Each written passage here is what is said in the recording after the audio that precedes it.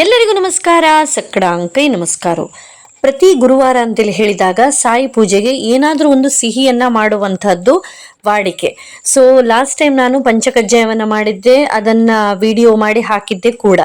So ಈ ವಾರ ಏನ್ ಮಾಡೋಣ ಅಂತೇಳಿ ಹೇಳಿ ಹೀಗೆ ಒಂದು ಫ್ರಿಜ್ಜಿನಲ್ಲಿ ನೋಡಿದಾಗ ನಿನ್ನೆ ತಂದಿಟ್ಟಂತಹ ಒಂದು ಪೈನಾಪಲ್ ನಂಗೆ ಸಿಕ್ಕಿದ್ದು. ಸೊ ಪೈನಾಪಲ್ ಶೀರವನ್ನ ಮಾಡೋಣ ಅಂತೇಳಿ ಹೇಳಿ ಹೊರಟೆ.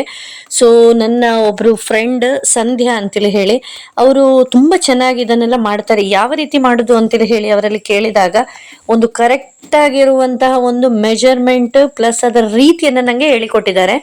ಇದು ನೀವು ಕಂಡುಕೊಂಡದ್ದಕ್ಕಿಂತ ಅತ್ಯಂತ ವಿಭಿನ್ನ ಮತ್ತು ಅಷ್ಟೇ ವಿಶಿಷ್ಟ, ಅಷ್ಟೇ ಒಂದು ರುಚಿಯಾಗಿರುವಂತಹ ಒಂದು ಪೈನಾಪಲ್ ಶೀರ. ನೋಡೋಣ ಹೇಗೆ ಮಾಡೋದು ಅಂತ ಹೇಳಿ. ನಾನು ಇದಕ್ಕೆ ಇಡ್ಲಿ ಮಾಡುವಂತಹ ಗ್ಲಾಸ್ ಏನಿದೆ ಅದನ್ನ ನಾನು ತಗೊಂಡಿದ್ದೇನೆ, ತುಂಬಾ ಚಿಕ್ಕದು ಇದ್ದದ್ರಲ್ಲಿ.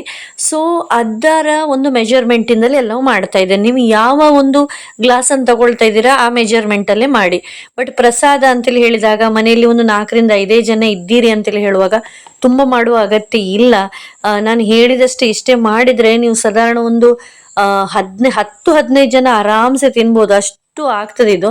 ಸೊ ಯಾವ ರೀತಿ ಮಾಡೋದು ಅಂತೇಳಿ ಹೇಳಿದ್ರೆ, ಮೊದಲಿಗೆ ಒಂದು ಪ್ಯಾನಿನಲ್ಲಿ ನಾವು ಯಾವ ಒಂದು ಮೆಜರ್ಮೆಂಟ್ ತಗೊಂಡಿದ್ವಿ ನೋಡಿ ಗ್ಲಾಸ್, ಅದರ ಅರ್ಧದಷ್ಟು ತುಪ್ಪವನ್ನ ಹಾಕಬೇಕು, ದೇಸಿ ತುಪ್ಪವನ್ನ.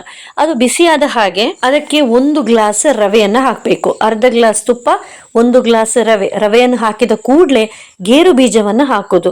ಎಲ್ಲ ಒಂದು ನಾವು ಶೀರದಲ್ಲಿ ಹೇಗೆ ನೋಡ್ತೇವೆ, ಫಸ್ಟ್ ಗೇರು ಬೀಜ ಗೋಡಂಬಿಯನ್ನು ಹುರ್ಕೊಳ್ತೇವೆ ತುಪ್ಪದಲ್ಲಿ, ಮತ್ತೆ ರವೆಯನ್ನು ಹಾಕ್ತೇವೆ, ಆ ರೀತಿ ಅಲ್ಲ.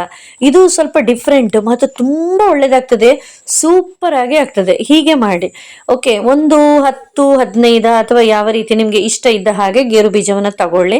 ಸೊ ಅದನ್ನ ರವೆ ಒಟ್ಟಿಗೆ ಹಾಕಿ, ತುಪ್ಪಕ್ಕೆ ಡೈರೆಕ್ಟ್ ಹಾಕಬೇಡಿ, ರವೆಯನ್ನ ಅದನ್ನ ಜೊತೆಯಾಗಿ ಹುರಿತಾ ಹೋಗಿ.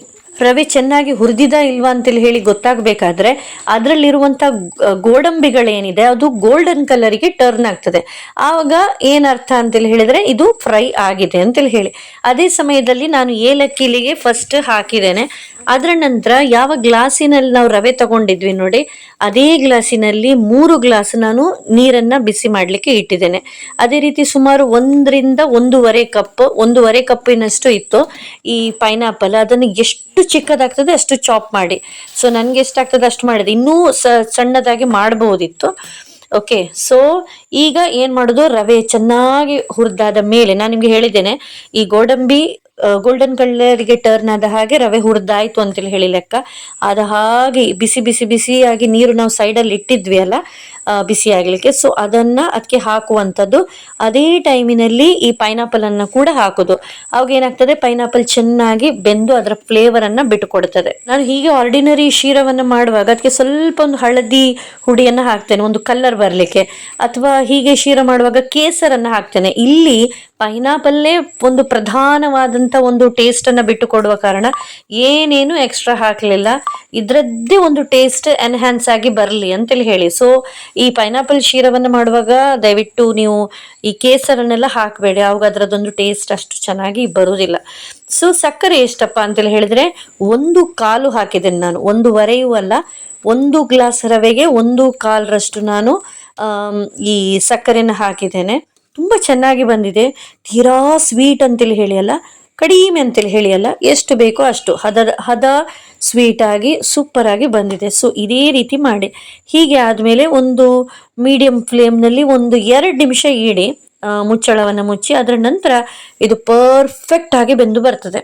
ನೀವು ಮೊದಲು ಈ ರವೆಯನ್ನ ಚೆನ್ನಾಗಿ ಹುರಿದ ಕಾರಣ ಎಲ್ಲೂ ಗಂಟು ಗಂಟು ಕೂಡ ಆಗುದಿಲ್ಲ, ನೀಟಾಗಿ ಬೆಂದು ಬರ್ತದೆ. ಪ್ಲಸ್ ಬಿಸಿ ನೀರಿನ ಒಟ್ಟಿಗೆ ನಾವು ಈ ಪೈನಾಪಲ್ ಹಾಕಿದ ಕಾರಣ ಚೆನ್ನಾಗಿ ಈ ಸ್ವೀಟ್, ಸಾರ್, ಏಲಕ್ಕಿಯ ಘಮ, ರವೆಯ ರುಚಿ ಎಲ್ಲವೂ ಒಂಥರ ಸಮ್ಮಿಳಿತ ಆಗಿ ಅತ್ಯದ್ಭುತವಾಗಿರುವಂತ ಒಂದು ಟೇಸ್ಟಿನ ಪೈನಾಪಲ್ ಶೀರ ರೆಡಿ ಆಗಿದೆ. ನೀವು ನೋಡಬಹುದು, ಇದಕ್ಕೆ ಏನು ನಾವು ಆರ್ಟಿಫಿಷಿಯಲ್ ಕಲರ್ ಎಲ್ಲ ಹಾಕಲಿಲ್ಲ.